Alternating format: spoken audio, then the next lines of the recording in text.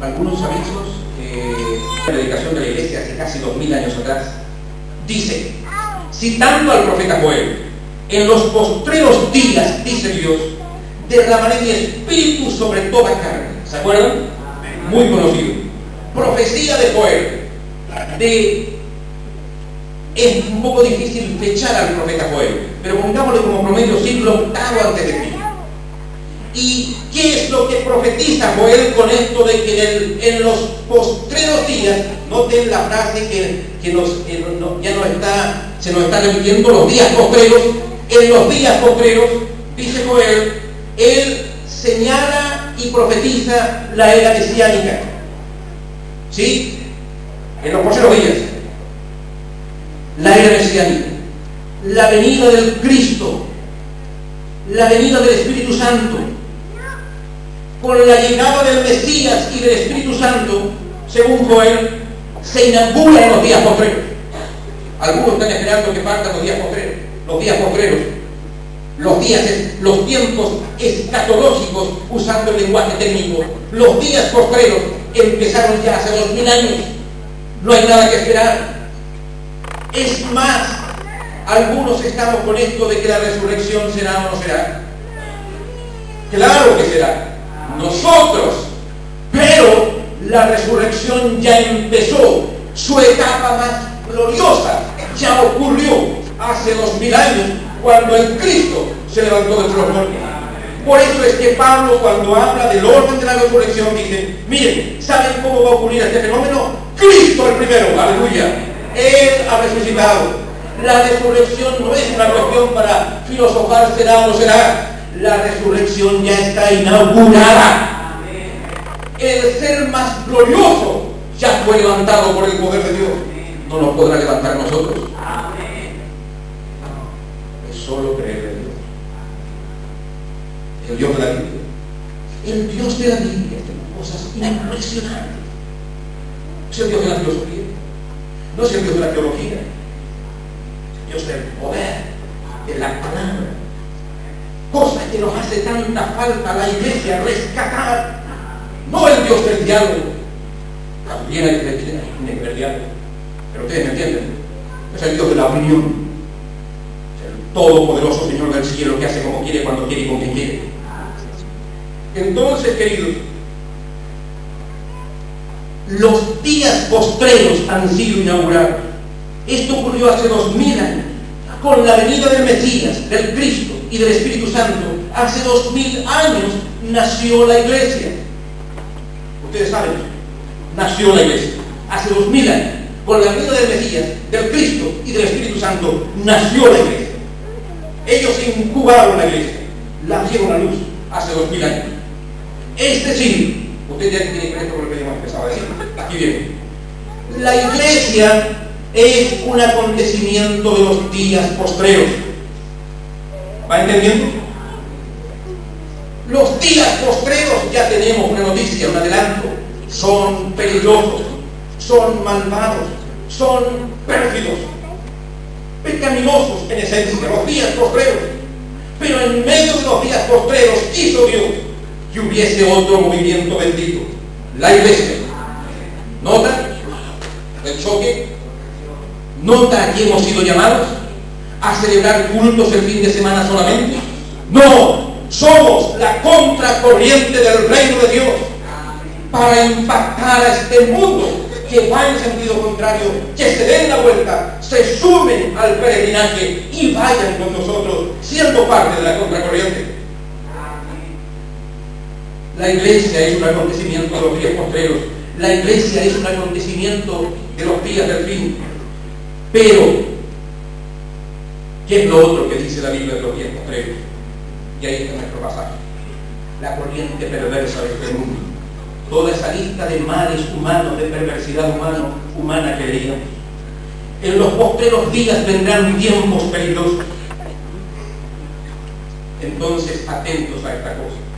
Los días postreros significan, querida y querido mío, confrontación de la luz con las tinieblas, de Cristo con Belial. Gran cosa está ocurriendo en medio de nosotros.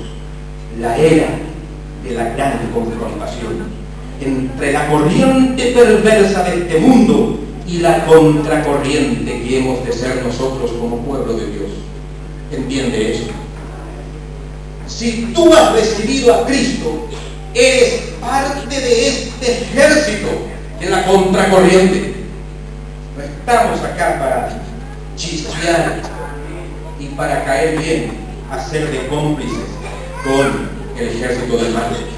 Estamos para, obviamente también, en el amor de Cristo, en la paciencia de Cristo, en la longanimidad de Cristo, hacer contracorriente.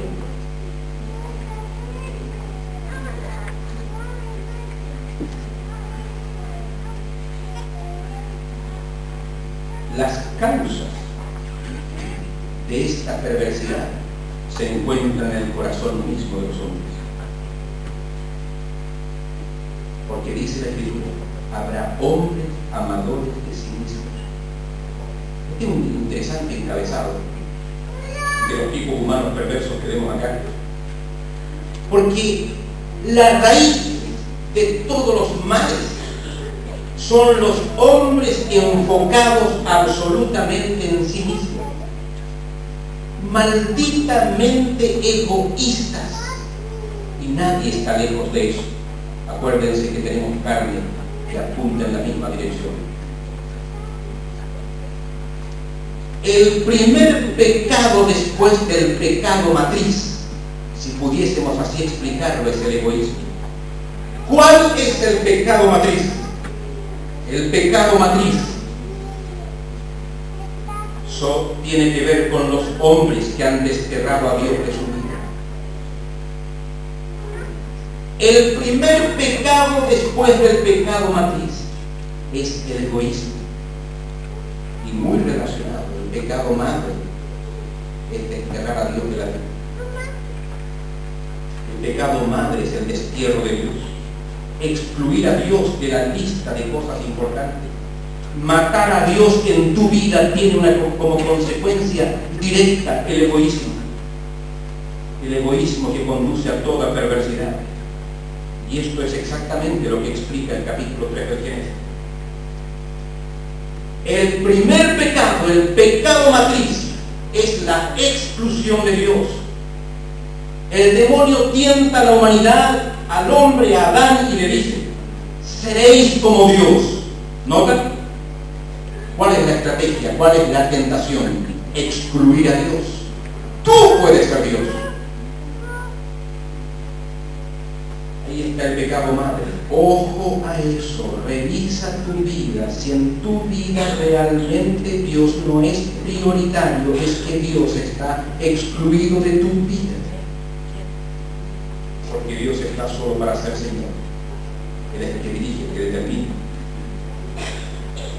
Seréis como Dios. Ahí está la tentación que va a producir el pecado madre. Y vio la mujer que el árbol era bueno y tomó de su fruto y comió y dio también a su marido. Ese es el pecado madre. Cuidado, que eso puede estar en tu vida y en mi vida. Porque ser como Dios, cuando soy yo el que determina, ser como Dios excluye a Dios. No es un juego. Ser como Dios excluye a Dios. Cuando se ocupa el lugar de Dios, Dios ausente. Nunca olvides esa fórmula. Cuando se ocupa el lugar de Dios, cuando eres tú la que determina, cuando eres tú el que determina, cuando eres tú el que arma la vida al margen del plan de Dios, tú estás ocupando el lugar de Dios, aunque vengas todos los días a la iglesia. Si la batuta no la tiene Dios, si no es Dios el que determina los tiempos, las sazones, el camino de la vida, si no es Dios que lo determina, tú lo estás determinando y tú estás ocupando el lugar de Dios. Y si tú ocupas el lugar de Dios, Dios queda automáticamente desplazado. Cuando se ocupa el lugar de Dios,